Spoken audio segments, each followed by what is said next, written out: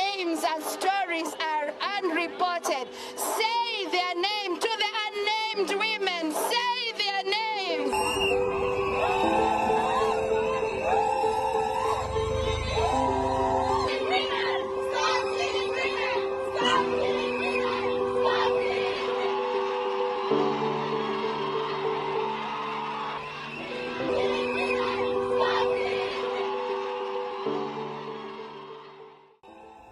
In Kenya, femicide cases in 2024 have drawn significant attention and outrage, prompting large-scale protests and campaign for justice. In January alone, at least 16 women were reported killed in gender-related violence. Victims included Scarlett Wahu, an online influencer found stabbed in Nairobi, and Rita Waeni, a university student whose mutilated body was discovered shortly afterward. There is no substantial evidence suggesting that the increase in femicide cases in Kenya is predominantly linked to perpetrators from West Africa.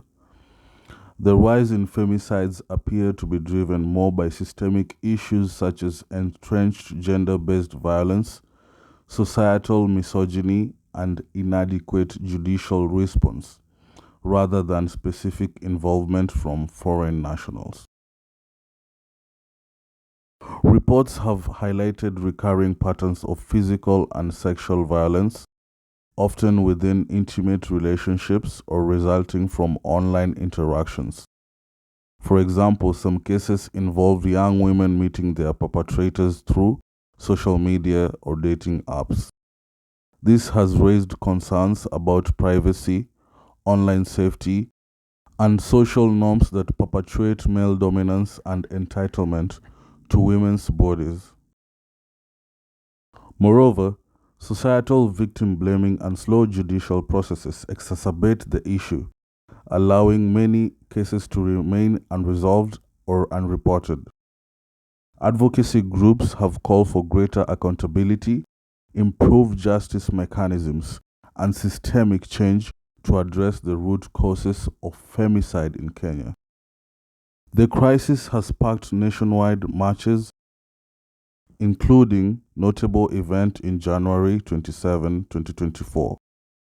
Women and men across cities like Nairobi, Mombasa, Kisumu, Isiolo protested under slogans like "Stop Killing Us" and hashtags such as Total Shutdown KE.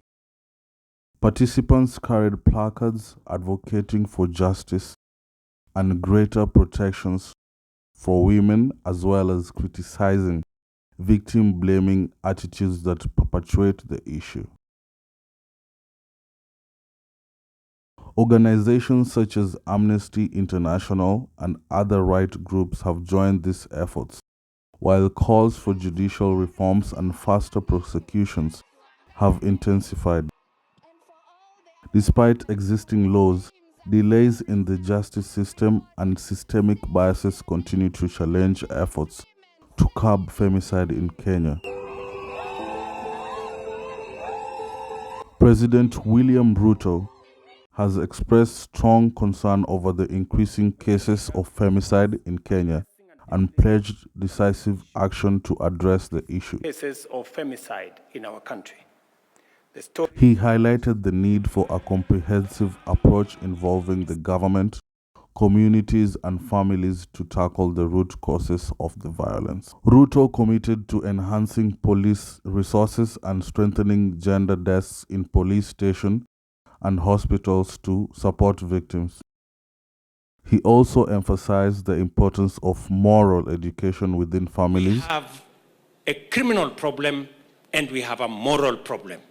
We need to address both of them, and we are going to have a comprehensive program on how. Additionally, he pledged 100 million Kenya shillings to initiatives that focus on creating secure environments for women and children, providing psychosocial support, and increasing public awareness about gender-based violence. Ruto stopped short of declaring femicide a national disaster, despite calls from advocacy groups, but he promised swift actions to ensure justice for victims. His government also claims to collaborate with civil societies, religious institutions, and other stakeholders to build a safer society. Also deal with a moral issue. And for the men, perhaps there is a problem. Maybe we empowered the girl child and we must never blame the victim. And the men don't know how to deal with the girls. I don't know what the problem is, but for sure there is a problem. There is a crisis. Your Excellency, help us get our girls safe. Tunaogopa hata kutoka kwa nyumba. The rising cases of femicide in Kenya reflect deep spiritual wounds in a society. From a spiritual perspective, addressing femicide requires not only legal and societal reforms but also a fundamental shift in how we view and treat women. It calls for a return to principles of love, respect, and justice, recognizing the sacredness of life and working together as a community to bring about healing and restoration. Through these efforts, it is possible to envision a society where violence against women is no longer tolerated and where the divine feminine is honored in all aspects of life. The solution must involve both societal and spiritual restoration, with an emphasis on compassion, respect, and justice. What do you think about femicide issue in our country? Is it influenced by dark forces? Kindly give us your view about this. Comment, share, like, and subscribe. Thank you for watching this.